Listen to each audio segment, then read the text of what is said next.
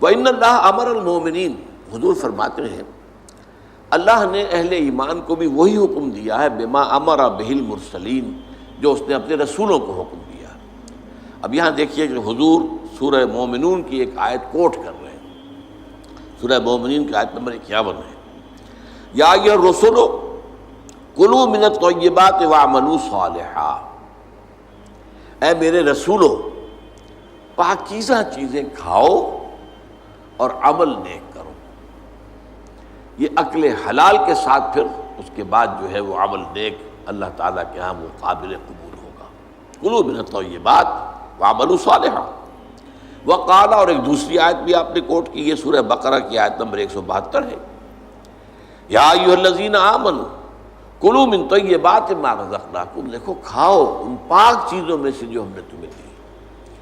گویا کہ عقل حلال، رزق حلال، رزق طیب، حلال اور طیب، یہ ہے در حقیقت جس کا حکم دیا جا رہا ہے، رسولوں کو بھی دیا گیا اور اہل ایمان کو بھی دیا گیا۔ ثم ذکر، اب یہ ہے اس حدیث کا وہ ٹکڑا کہ جو لرزہ طاری کر دینے والا ہے۔ پھر حضور نے ذکر فرمایا الرجل، ایک ایسے شخص کا یطیل السفر، جو بڑا لمبا سفر کر کے آیا ہے۔ حدیث میں صراحت نہیں ہے لیکن گمان یہ ہے کہ یہ حج کا سفر ہے۔ ایک شخص دور دراز سے اور احرام باندھ کے آیا ہے، اور ظاہر بات ہے کہ اس زمانے میں سفر جو ہے، فرض کیجئے کوئی شخص مدینے سے چل کر آیا ہے مکہ حج کرنے کے لیے، تو 7 دن کا سفر تو اس کا ویسے ہی ہے اونٹ کے اوپر۔ اب کیا اس کا حال ہو جاتا ہوگا، احرام کی پابندیاں، نہاتا بھی نہیں ہے، مبادا کو بال ٹوٹ جائے، دم دینا پڑ جائے، اس حوالے سے اور انتہائی احتیاط کے ساتھ جو ہے، اور وہ چل رہا ہے اور 7 دن کا سفر کیا ہے، تو کیا حال ہوا ہوگا؟ کپڑے میلے بوسیدہ، احرام میلا و بوسیدہ ہو گیا ہوگا، بالوں کے اندر جو ہے وہ پراگندہ ہوں گے بال، اب اس کے اندر جو ہے وہ چونکہ کوئی نہ کوئی تیل ڈالا گیا، نہ خوشبو ڈالی گئی، نہ اسے انہیں جو ہے دھویا گیا، تو فرمایا ثم ذکر الرجل یطیل السفر اشعث اغبر، بال پراگندہ بھی ہے اور غبار آلود بھی ہے، اونٹوں پر سفر کیا ہے۔ اور ظاہر بات ہے کہ قافلہ جب چلتا ہے اونٹوں کا، تو اگلا اونٹ جو ہے وہ جو خاک اڑاتا ہے وہ پچھلے اونٹ کی سواری کے اوپر آئے گی لازماً۔ گھوڑے جب دوڑتے ہیں تو ان کے سموں سے جو اڑنے والی خاک ہے وہ ظاہر بات ہے کہاں جاتی ہے، سواروں پر بھی آتی ہے۔ یمد یدیہ الی السماء، وہ اپنے دونوں ہاتھ اٹھاتا ہے آسمان کی طرف، یا رب یا رب، اے میرے پروردگار، اے میرے پروردگار۔ اب اس میں میرے سامنے جو نقشہ آتا ہے وہ تو جبل رحمت، اب وہاں پہنچنے کے لیے لوگ بڑی محنتیں کرتے ہیں، یہ کہ وہ چھوٹی سی پہاڑی ہے، اس پر جانے کے لیے، اور وہ کہیں سب سے اونچی چوٹی پر پہنچ کر کوئی شخص ہاتھ اٹھا کر کھڑا ہے، یمد یدیہ الی السماء یا رب یا رب، یا فرض کیجئے کہ وہ بیت الحرام میں ہے، مسجد حرام میں ہے، خاص خانہ کعبہ کے سامنے پکار رہا ہے اللہ، وَمَطْعَمُهُ حَرَامٌ، حال یہ ہے کہ جو اس کا کھایا ہوا ہے پیٹ میں وہ حرام ہے، وَمَشْرَبُهُ حَرَامٌ، اور جو اس کا پیا ہوا ہے وہ بھی حرام ہے، وَمَلْبَسُهُ حَرَامٌ، اور جو اس کا لباس ہے احرام، بہت قیمتی تولیوں کا وہ جو احرام ہے وہ بھی حرام کی کمائی سے آیا ہے۔ وَغُذِیَ بِالْحَرَامِ، یہ سب سے آخری ٹکڑا سب سے اہم ہے، حرام کے ذریعے ہی غذا پائی ہے اس نے، اس کا تن و توش جو بنا ہوا ہے وہ حرام کی غذا سے بنا ہوا ہے۔ فَأَنَّىٰ يُسْتَجَابُ لِذَٰلِکَ، تو اس شخص کی دعا کیسے قبول ہے؟ قبولیت دعا کے اندر سب سے بڑی رکاوٹ عقل حرام، آپ دعا کرتے رہے اللہ سنے گا ہی نہیں۔ انا یستجاب، کہاں سے، کیسے قبول کیسے ہو؟ وہ تو تم خود اپنی اس دعا کے راستے میں سب سے بڑی رکاوٹ ہو۔ تم اپنی آمدنی کا جائزہ لو، غور کرو، اس میں کمائی کے اندر کوئی حرام تو شامل نہیں ہے، کوئی ناجائز طریقہ تو شامل نہیں ہے، کوئی براہ راست سود کا عنصر تو نہیں ہے، بالواسطہ سود جو ہے وہ تو نہ میں بچا ہوا ہوں نہ آپ بچے ہوئے، پورا ہمارا معاشی نظام جو ہے وہ سود پر مبنی ہے۔ ایک گندم کا دانہ بھی ہم کھاتے ہیں تو اس میں سود ہے، اس کے لیے بیج خریدا گیا سودی قرضے پر، اس کے لیے فرٹیلائزرز خریدے گئے سودی قرضے پر،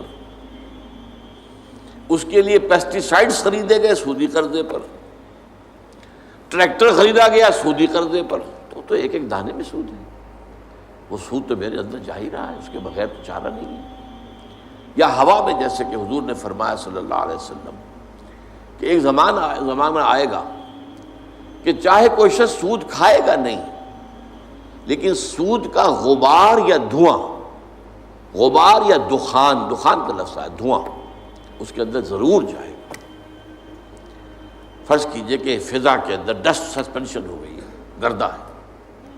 اب ظاہر بات ہے سانس تو آپ کو لینا ہے، سانس تو لینا چھوڑ نہیں سکتے، آپ مر جائیں گے. کیسے ہوگا؟ سانس کے ساتھ غبار لازماً جائے گا، اندر پھیپھڑوں میں جائے گا. کوئی آپ کو روکنے کا کوئی ذریعہ آپ کے پاس نہیں ہے.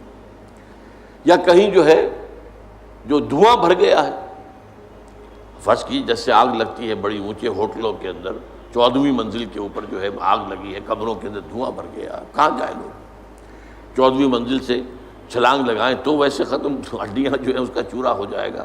بہرحال جو بھی شکل جو بیتتی ہے، تو سانس تو لینے پر مجبور ہے. جب تک بھی سانس آئے تو دھواں اندر جائے گا.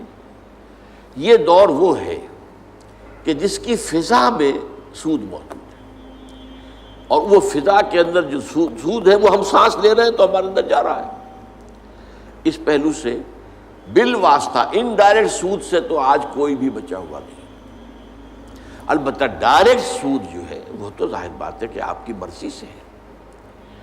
آپ نے سودی قرضہ لیا ہے اپنا کاروبار بڑھانے کے لیے.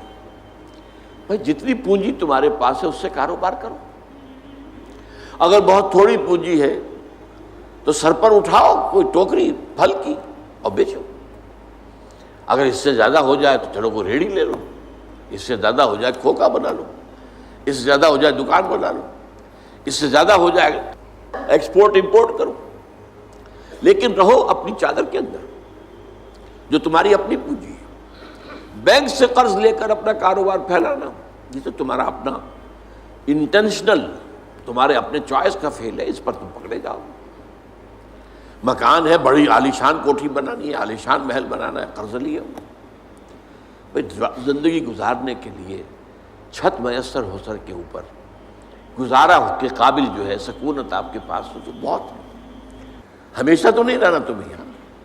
ایک وقت آئے گا کہ چاہے وہ محل ہو، چاہے وہ ڈیفنس کا جو بنگلہ ہو کئی کروڑ کا جو ہے، نکلنا تو پڑے گا، وہاں سے جانا تو پڑے گا قبر کے اندر. لہذا یہ اگر بینک کے سود سے آپ نے یہ کام کیا، یا جیسے کہ کہہ دیتے ہیں کہ ایک شخص کو گریچوٹی ملی ہے، وہ ریٹائرمنٹ کے بعد یہ ہوا ہے وہ ہوا ہے، اب اگر وہ کسی اور کو دیتا ہے کاروبار کے لیے تو لوگ کھا جاتے ہیں. اپنے گھر میں رکھتا ہے تو ختم ہو جائے گا، رفتہ رفتہ اس کی قیمت بھی کم ہو جائے گی، وہ کھائے گا تو ختم بھی ہو جائے گا. تو کیا کریں، یہ مجبوری ہے. لہذا بینک میں سود کے اوپر رکھ دیا، سود کھا رہے ہیں، ختم نہیں. تمہارے پاس ضمانت ہے کہ جب تک تمہارے پاس یہ رقم ختم جو ہے نہیں ہوتی اس سے پہلے تم مر جاؤ گے یا نہیں ہے؟ کھاؤ اس کو. یا اور کچھ نہیں کر سکتے، بڑا کاروبار نہیں کر سکتے، اپنے مکان کے باہر کی بیٹھک کے اندر کوئی چھوٹی سی دکان لگا کر بیٹھ جاؤ کریانے کی، صبح سے شام تک گزارے کے مطابق مل جائے گا. محنت کرو، ریٹائرمنٹ کے بعد بھی یہ کام تو کر سکتے. اور نہیں تو چیو جو کچھ بھی ہے تمہارے پاس جمع پونجی اسے کھاؤ. اس کے بعد اللہ پر توکل رکھو. رزق جو ہے اللہ کے ذمے ہے. کیا پتہ اس پیسے کے ختم ہونے سے پہلے ہی تمہاری موت آ جائے اور تمہیں جو ہے عقل حرام جو ہے اس کی طرف نہ جانا پڑے. لہذا یہ ساری باتیں جو ہے یہ بہانے ہیں. تو اس اعتبار سے سود سے بچنا، براہ راست سود کی کوئی شکل کسی حالت میں جائز نہیں. وہ آپ لاکھ مجبوری کا کیا کریں، بیوہ ہے، بیوہ کے پاس پیسے ہیں، وہ کیا کرے، کہاں لگا دے، کس کو دے دے، وہ سب کھا جائیں گے، یہ کریں گے وہ کریں گے. قطعاً کوئی عذر نہیں حرام کے لیے. ہاں آدمی کی جان پر بن گئی ہو، مر رہا ہو یا مر رہی ہو کوئی عورت، اور سوائے کسی حرام شے کے کھانے کے اور کچھ نہ ہو، تو اس حد تک صرف جان بچانے کے لیے حرام کھانے کی اجازت ہے. فمن استر غیر باغ ولا عاد. دو شرطوں کے ساتھ، اضطرار کی کیفیت ہو، انتہائی جو ہے مجبوری کا عالم ہو، غیر باغن ولا عادن، اس کی طرف خود کوئی دل میں تمنا نہ ہو، عارضی نہ ہو، یہ نہ ہو کہ خواہش بھی ہو حرام کھانے کی، اور یہ کہ جو کم سے کم مقدار ضروری ہے جان بچانے کی اس سے آگے بڑھے بھی نہیں۔ یہ دو شرطیں پوری کی ہوں تو حرام کھا کی اجازت ہے، اللہ تعالیٰ معاف فرما دے گا۔